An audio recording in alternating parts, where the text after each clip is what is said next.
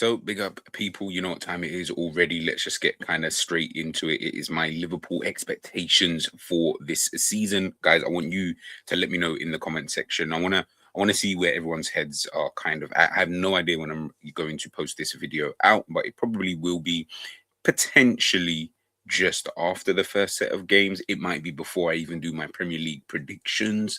Who knows? But either way, this video will be coming out. So context matters. Just wanted to kind of let you guys, know that in advance. But yeah, let me know your thoughts in the comment section. And we're gonna talk Liverpool. We're gonna talk Liverpool. So let me know.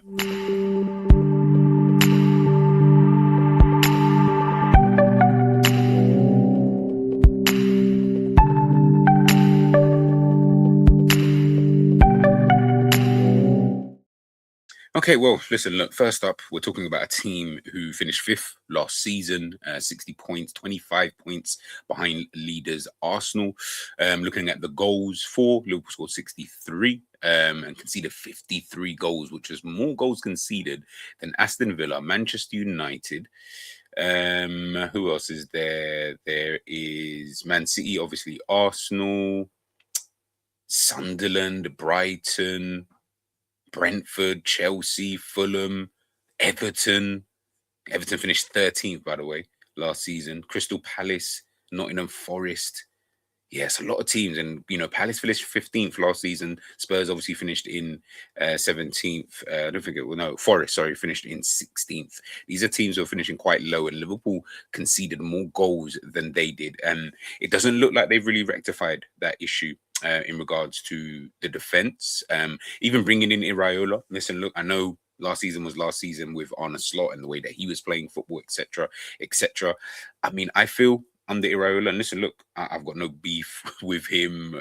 I'm just kind of here to see what he can kind of do, whether he can surprise people, whether he's going to meet those people's expectations. I don't know what they are for some people, but for me, it's just, this is a manager who's not experienced at winning. It's a manager who's done a very good job, with smaller clubs, being able to get them up to a certain kind of level. Obviously, we will never know if he can potentially surpass that until, he gets given the chance, and he's been given that opportunity. But it'll be difficult to really look at it and think, yeah, he's going to do X, Y, and Z, because I don't want to be anybody's crash test dummy. Yeah, do you know what I mean? Like, I don't want to be let's just try it out in Liverpool first and see, how that kind of works out. Liverpool are a very difficult club, in my opinion, to manage. And what I mean by that is just sometimes I feel like it's more about the expectations. When you look at some of these big clubs, it's always expectations that kill some of these managers. You look at Rossini, at Chelsea, it's the expectation. Chelsea fans expect, more than what you're kind of giving. At other clubs, this may be okay. You get given time and, etc. Liverpool won a Premier League and still sat the manager that won that Premier League the next season. And again, this is just what it's like at these kind of clubs. This is how it should be at the end of the day. You're not pulling your weight and stuff like that. Then yes, of course, you should be looking at, the exit door, kind of thing. We don't really have time as a top club to be waiting around for someone to be this, new age Pep Guardiola. Unfortunately, we're not there yet, so it's just kind of one of those things. And like I say, man, I'm looking at this season. Like I say, with a new manager, I literally at the time of this video, a couple new players. Squad hasn't changed for the better. If I'm being honest with you, obviously Salah's obviously gone. Robertson, he's obviously gone. Listen, whether they were bit part players, whether they were whatever you think they are, still, decent players who maybe in Robertson's case, you've replaced. I know everyone talks about, oh, we've replaced Salah in other ways, but I'm actually talking just genuinely positionally. You have not signed one single right winger, and I think that's going to be a detriment to the football club. I don't think putting makeshift players in there over a course of a season anyway is going to work out for you. It can work out, of course, in some games here or there, but there does need to be that kind of staple, in the midfield. When we do look at that area, of the pitch, I'll show you guys this. So when you look at the midfield, obviously you can, cross out Curtis Jones in there. This is, I think, from literally 7 or 8 days ago. So yeah, obviously Curtis Jones is moving to Inter Milan. But then, you just look at the team in a general sense. Yeah, if we go through the kind of positions and stuff like that, and obviously I don't think it's going to have every single young player in there. Goalkeeper. The goalkeeper one's a funny one. I know people don't rate Mamardashvili. I think I rate him more than most people. I think it's okay. Like, do you know what I mean? I just think, can you get better? Yes, 100%. But it's one of those, in it. Like, I think that might be something that you look at when Allison does decide to leave. Maybe Liverpool should have someone in the back of their kind of mind in thinking. Woodman is Woodman. I don't really care about the third place. Left back, again, I look at that as an area, of the pitch where I'm not really 100% sure with, if I'm being super duper honest with you. Milos Kerkez, still question marks in my personal opinion. Kostas Tsimikas, I think, is really bad, even as a backup. So, I'll be questioning that. Obviously, Virgil is Virgil. Who partners him? I don't know whether it's Jake, whether it's Araujo. That probably needs to get sorted out relatively soon, if I'm being totally honest with you, because there does need to be some form of partnership, being made here.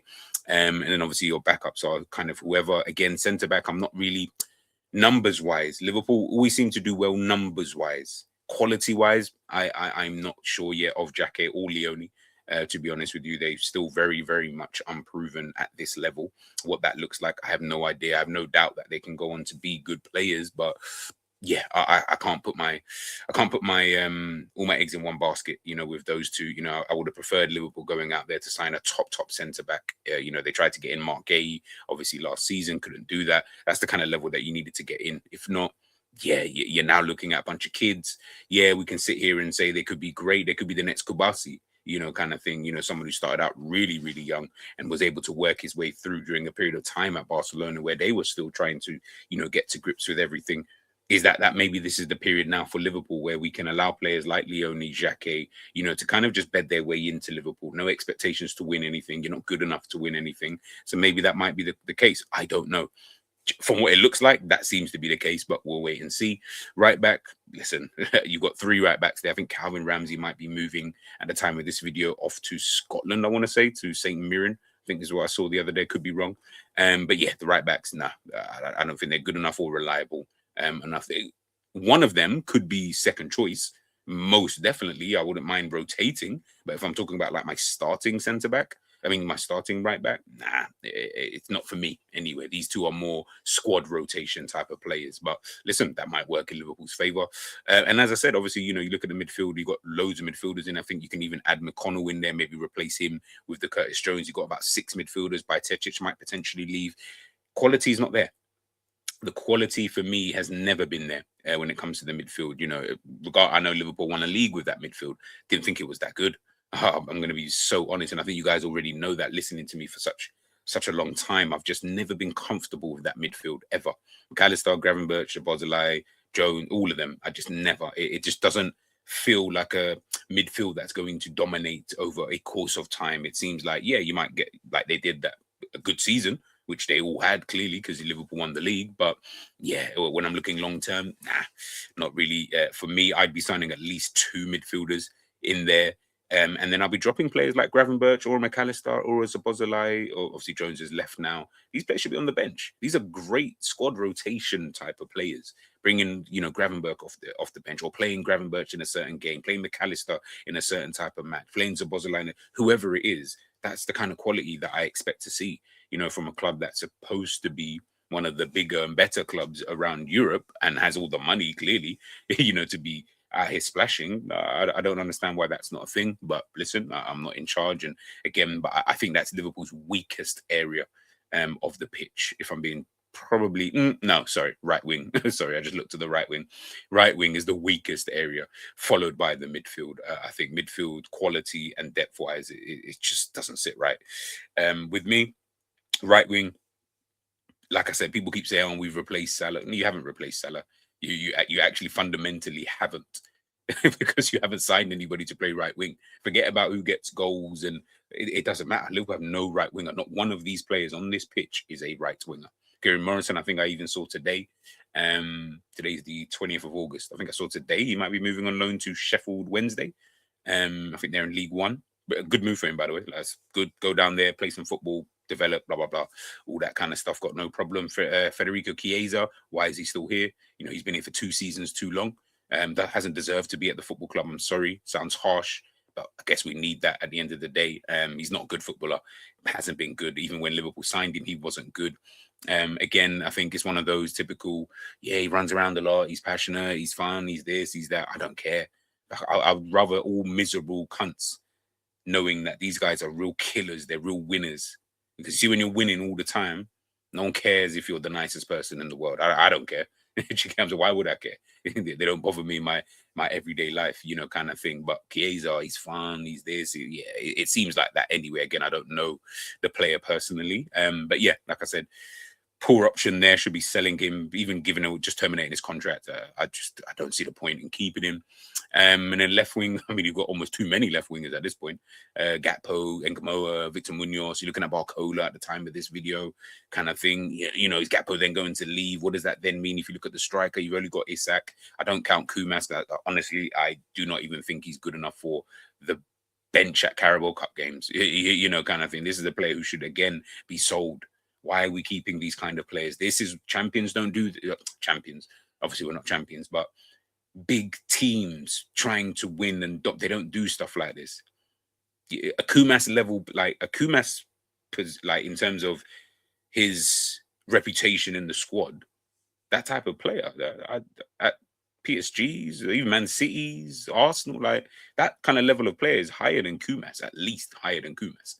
But for some reason, we've got Kumas there, and you can see Kieran Morrison is kind of been put there. This is the Calvin Ramsey, right? Like, these are not even like the best youngsters around. Different if they were the equivalent of those, really, really good top youngsters, blah, blah, blah. Fair enough. And again, I'm not asking for that. What I am asking for is you got to have better depth than that. There is no Ekatike. So you're saying what, Kumas is the second striker? Kumas. This is the depth that people keep talking about. Oh, we just need 2 or 3 more signings. No. Liverpool need a whole team at this point.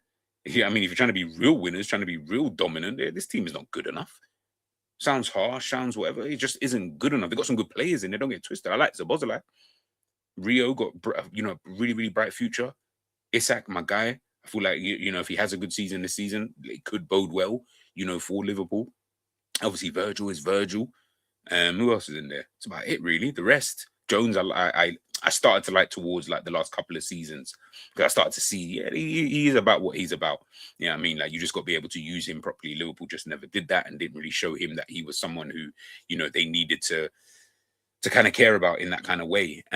So yeah, like I said, looking at the squad, for me, the squad depth. Now, if you're looking at a first 11, I will give Liverpool, your first 11 is actually pretty decent. It's not one of the worst. Do you know what I'm trying to say? Like, it is round about a fifth, like between fifth and second kind of thing. You could probably finish anywhere in those kind of positions. And if you were able to get, let's just say, for argument's sake, the first names that are on this on the screen right now, let's just say they were the stars, right? Just for the sake of, argument. If you want to swap players, you can. But even with a Chiesa there and stuff like that, right?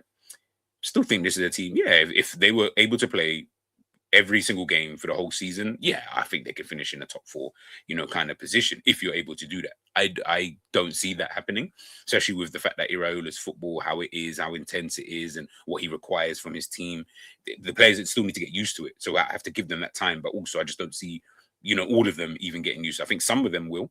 I just don't think all of them will. I don't think all of them are players who fundamentally fit that type of style of football. So this is where I'm more hoping that Iraola is able to get some of these signings through the window and stuff like that. But yeah, like I said, squad for me, the depth just isn't there. So but with that being said, I look at Liverpool as when we talk about like Premier League, I'm looking fifth, between fourth and sixth. You could push a third. So if I had to give it like a barometer, I say like between third and sixth. I think that's where Liverpool end up, come this season. And it could be any one of those. And none of them would probably surprise me, to be honest with you. Liverpool get lucky with injuries and they can have a fully fit squad for the majority of the season. Then third, for example. If not, then, third or fourth, should I say. And then the fifth or sixth comes where I'm like, it's not even going to be as bad as last season. I don't think it's going to be that bad. I just think that it's just not that good. The team are just not that good anyway. Do you get what I'm saying? So the reality is, when you're just not that good, you're doing the best that you can anyway, and it will probably, arguably result in finishing fifth or sixth or potentially even fourth. I mean, it finished 5 points off Aston Villa last season. This is a Villa side who got all the way to the final of the Europa League. Liverpool still finished, quite far behind them, only 3 points ahead of Bournemouth last season, who are all, of course, in Europe as well. That might take a toll on those clubs, but yeah, in general, yeah, I think Liverpool maybe like I'll leave it on fifth. slightly fourth. I'm caught between two minds. Kind of thing. I will land on a number real soon, right? But it's like fourth or fifth is where I think Liverpool finish. But I do think it will be better in terms of just the season, in itself. I don't think it's going to be so doom and gloom. I think the quicker I feel, and listen, Liverpool might completely just blow everybody out of the water, and all of this is just a mute point, right? If so, great. I would love just Liverpool just to exceed my, not even exceed my, yeah, exceed my own expectations, but also just exceed or allow me to actually start thinking differently about Liverpool. Do you get me? Because right now, I just don't really rate Liverpool in a general sense, whether it be the club, in terms of like the players, whether it be, I can't even say the manager because I don't mind Iraola. Do you know what I'm saying? But yeah, I look at like the players, I look at the way the club does business, and and the way they do business in certain moments. Again, I look at that and I'm like, you're not. Yeah, it's like it's like you don't know how to be a club that dominates, or whatever you think domination looks like isn't the way that it actually is. So you perceive domination to be being able to do this, that, and the other, buy this player, buy that, whatever they did last summer, right? And it just was never balanced. And then this summer, it's like you've done the completely opposite. And you're not hardly any signing anybody, but you've let quite a few players go: Kanate, Salah, Robertson, Curtis Jones. These are full starters. Did you get what I'm saying? Well, three starters, main starters anyway. Do you get what I'm saying? And you're thinking, oh, okay, no problem. Like letting them go isn't even the beef. I don't think anyone's crying about that. You don't replace them though. So then you're like, oh, okay. So what do we do now? Did you get what I'm saying? Like now it really does come down to miracles. Oh, okay. If he can perform a miracle, fair enough. If he can perform a miracle, then cool. I don't really want my club to be performing miracles in this kind of sense. Like miracles should be like one-offs. I feel like this is becoming like a theme. Yeah, Slot had to perform a miracle. And no signings, bar Chiesa, but come in, he won the league, performed a miracle. Jurgen Klopp, tight budget, no money, comes in, win the league. Did you get what I'm saying? I'm just like, fucking heck, man. What you guys, what is it you're trying to do here? What is it you're trying to do? But yeah, that's the Premier League. Like I said, we'll wait and see. We'll wait and see. The first 10 games, I think that's when I'll come back and assess the squad and everything. We would have been, I think, a couple of months would have passed by as well. Transfer window obviously would have closed. And I think that'll be a fair assessment. Obviously, we'll be doing the analysis game by game. But yeah, I think the first 10 games of the season, I think that's when you really get a picture like, oh, this is what the league looks like. This is how, you played 9 other teams, you played 10 other teams, sorry, at this point. So yeah, I think it's a good enough measure to start with. I feel anyway. And I think if you break up into 10, 10, 10, and then the last 8, that's how I kind of like to, do seasons. In other competitions, I don't really care. You can't, everyone can sit and say, oh, yeah, we should be going for it. Yeah, you should be, but you have to think of context to time. When do these games kick off? How much players do you have available for this game? 3 points from the line is totally different, than when it's just a knockout game. 3 points from the line, you're thinking, yo, that's the difference between us finishing here or finishing there. Getting knocked out, yeah, you get knocked out, cool. It is what it is. You know what I mean? You just move on. I don't think it's that deep. So when it comes to cup competitions, I hear people say it all the time. I'm like, how do you know? Like, you might get Man City away during a period when you got 10 players missing, kind of thing.